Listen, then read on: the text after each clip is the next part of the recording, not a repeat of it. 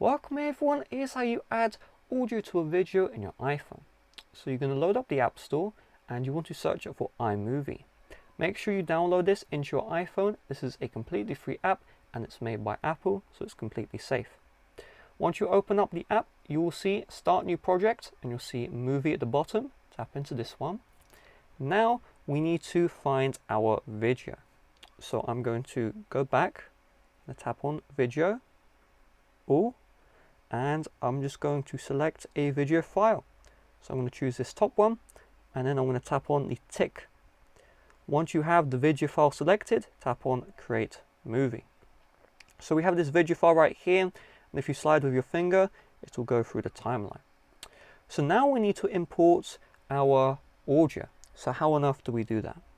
Well, what we're going to do is we're going to tap on the plus, and once we tap on the plus, we're going to tap into Files. And once we tap into Files, we just need to find our audio file. If you don't understand how on earth I have an audio file in the Files app, let me explain.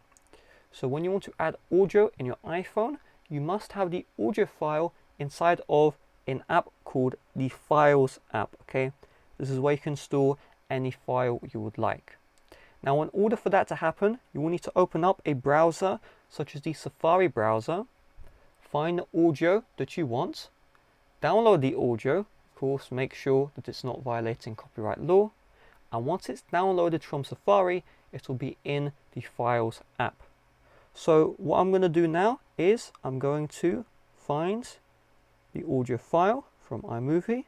For me it shows in my recents. If it doesn't show in your recents, tap on Browse, find on my iPhone, Downloads, and you'll see the audio file in your downloads. And once you tap on it, it's going to be brought below the video. So let's double tap on the audio. You do have the option to change how loud the audio is.